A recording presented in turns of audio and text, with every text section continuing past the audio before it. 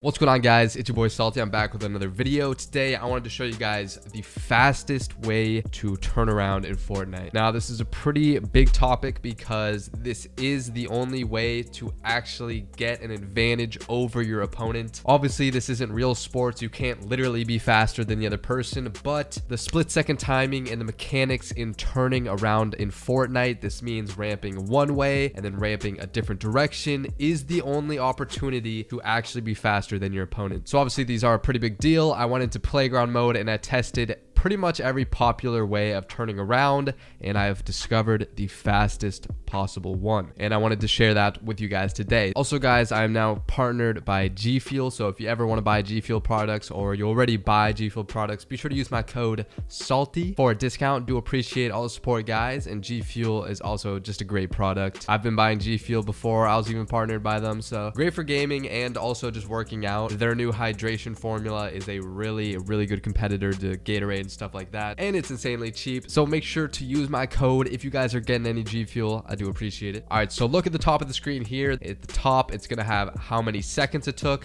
and at the bottom right, that's just a timer if you guys want to check how long it actually took, because you don't believe me for some reason. But anyway, like I said, I did this a bunch of times. I recorded how long it took every single time, or I start the clip the frame that I start moving, and then I also end the clip the exact frame my foot comes off the wood, both feet. So let me clarify that. All right, so this is the first clip. I'm gonna go 3 planks past the starting one, put 1 floor, start ramping the other direction, and that's gonna take 6.95 seconds. I'm just gonna do it again just to try and rule out human error, and I do it a bit faster at 6.817, and the third and final attempt is gonna come out at 6.833. So if you add those 3 times up divided by 3, you're gonna get an average time of about 6.86 seconds for the turnaround, where you just put a single floor and then ramp the other direction. All right, now we're moving on to a different one. This is going to be a 90-degree turn with no floor. As you can see, I'm going to ramp up twice, change my direction in 90 degrees, ramp up, change it again once more for 90 degrees, and this is actually going to shorten the time it takes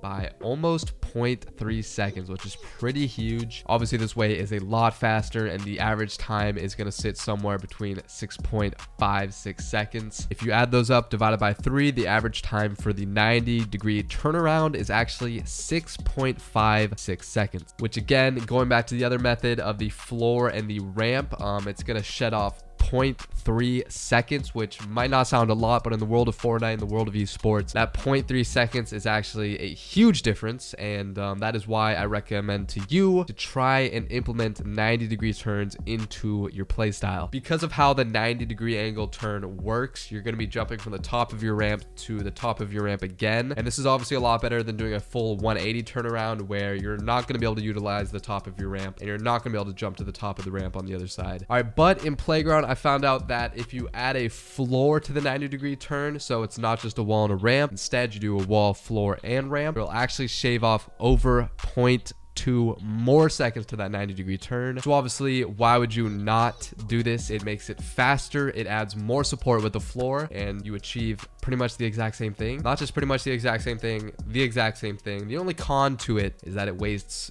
10 more material, which is not a big deal at all. So basically what I'm saying is, if you're gonna practice 90-degree turns, make sure to add that floor in there. All right, so I tested out a bunch of other turning around methods, and it was pretty much pointless because the 90-degree turn is faster than all of them. So there's really no point in me showing you all the times and stuff for that. It's slower than the 90-degree turn, but this made me want to check something out. What was faster, the 90-degree turn, go one more ramp, and then 90-degree turn again, or the 90-degree turn into another 90-degree turn right away? All right, there's one thing to note about this though. Since the 90-degree turn and then the ramp and then another 90-degree turn is literally the exact same play as the 90 and then 90 right after, except you're just adding one more ramp to the equation, this means that if you start on the same level and you do both of them, you will never end up at the same height. So basically, to find out the speed, to find out which one was actually faster, I performed a 90-degree turn right away, only going up 2 ramps from the initial ramp that we started at, and I finished with a time of 5.4 seconds, which is so fast. Then I did 2 trials instead, this time going 3 past the initial starting ramp, and I ended up with about 7.3 seconds each time, or that's what it averages around to. And then of course we have the standard 90-degree ramp once and then 90 degree again,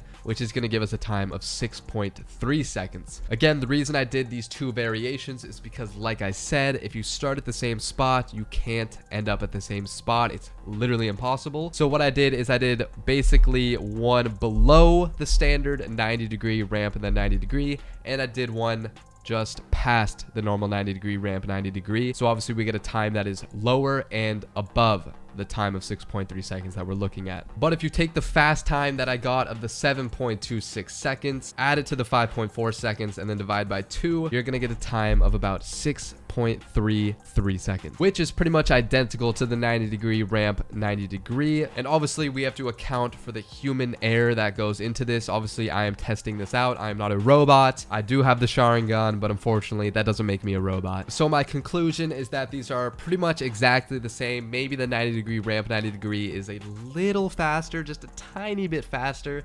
But who knows, if I did this again, which I'm not going to, I could have got two completely different results. Like I said, they are so close that I'm basically going to qualify them as equal. We're not seeing a drastic change. We are literally seeing differences in 0.03 seconds, which again, like I said, human error could completely change that on a different day. So that is why I'm going to classify them as pretty much the same exact speed. Some things to note is that I think doing a 90 degree and then a 90 degree right after another is a little more difficult. So if you do want to start out with a 90 degree ramp 90 degree, that is probably going to be the best option. But personally, I like the 90-90 because it looks pretty freaking sweet, to be honest. All right, so now let me show you guys how to actually perform this ramp turnaround, show you guys how I practice for it, and just basically the mechanics I use to pull this off. And also I'm going to talk about some scenarios which you can use this in actual game situations. So hope you guys enjoy that. All right guys, here's one scenario where this method works really well. All right, if you're playing against an opponent that you know does this, or you see it happen during game, if you guys are ramping up at each other and your ramps collide like this and they put a pyramid right here, this is one technique that I recommended to use to take high ground. Now basically what it's going to do is your opponent won't be able to place a ramp, right? They're going to see this pyramid here and it's going to confuse them. Basically what you do is you put the pyramid down and you edit through it and quickly... That lagged so hard. Sorry, I have a bunch of builds on the map, so this is gonna be a little laggy. But once you put that pyramid down, then you just edit through it and instantly just take high ground, right? Basically, it leaves them in this awkward situation right underneath your floor, and you're all good. But this new high ground retake is especially good at countering this. Basically what you do once you see this pyramid is immediately put a wall right here just to separate you guys, and then instantly get on with your 90 degrees. You could get a shot off right here. You get the shot off right there, or you could just keep it going and just take that high ground for real. And boom, now you have a crazy high ground advantage on them. And basically what happens when you try to do the edit play, the reason I found this out is because I've been playing a lot of 1v1s against a guy named Gunfly, who is a really good player. But basically he does this 90 degree strat and I do this pyramid strat off the beginning, and every time I try to edit through, I'm met with his wall, and it's not a good time for me. So if you ever see someone try to put the pyramid play on you, make sure to do this 90 degree turn. You're gonna get a high ground like that, and it's now the new fastest way to take high ground. All right, there's also a lot of other situations in game where you can quickly use this to get high ground. The only problem with this though is that the support isn't too good, right? All I have to do is break this one ramp and it'll be gone. So if you're going to use this in an actual game scenario where you need to add support, basically you can just keep doing it as normal, but add some walls as you go. So boom, see what I mean? Add some walls. Once you get the hang of it, you can add some support to your structures.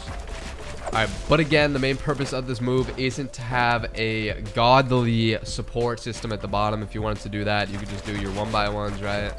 And boom. This is for speed, all right? This is pretty much entirely for speed. Like I said, you can add support if you want to, but it is going to make it just a little slower. But if you use this method against pretty much any other way of turning around, it could be like that, or it could be the standard. Maybe this one I've seen done a lot. Boom. If you use the 90 degree turn, you are going to be able to beat people pretty much every time to the high ground. All right, so if you want to add this into your game style, go into a playground mode, and I recommend doing this for a few hours. This does look really easy to do. Trust me, it is extremely hard to do when you're trying to do it as fast as possible. You are going to mess up a bunch of times. You're going to either do this, you're going to put the ramp above you, or you're going to do this and put a floor above you, and you're going to have to edit through, which is going to waste time, and that's obviously not what you want.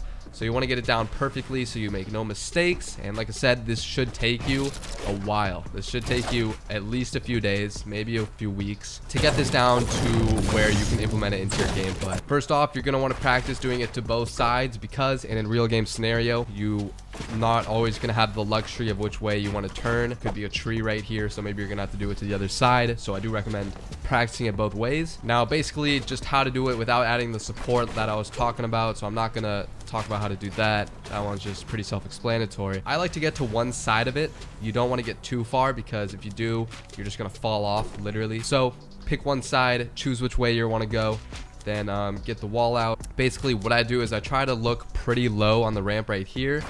I get it just so I can get the wall off, and then you go like this, and you want to look downwards. Okay, you kind of want to look downwards as you're doing it. Place the floor, place the ramp, and continue going. Now I do want to stress that doing it with the floor, see what I mean, it literally just makes you fall off. All right, basically if you do it with a floor perfectly, it's gonna teleport you upwards a little bit onto your ramp, and it actually is faster than just doing this with a ramp, right? And also adds a little bit more support. So see see how I can perfectly get it down. Harry Potter myself right there, but that's gonna be like pretty much the motion you want to do. It's gonna look kind of like a half circle, and let me show it again. Boom. So you see how I just barely look above the wall, start looking over, and start looking downwards.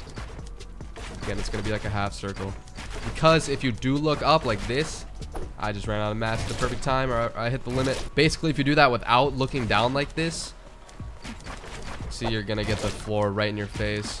All right, that's how you do this move. It's gonna pretty much beat any other method of getting up in terms of speed pretty much every time, as long as you don't screw yourself over with putting a floor above you or putting the ramp above you. If you do it smoothly, it should work every time. So after that, after you get, you know, practicing this, start implementing it into your game. There's a bunch of scenarios where you can use this to get the high ground quickly. And honestly, this is a very good thing to learn, because a lot of the times you don't need to do a full turnaround. So being able to quickly just do this from like the ground is pretty helpful. All right, so if you guys put in the work, put in the practice, the move should look a little something like this.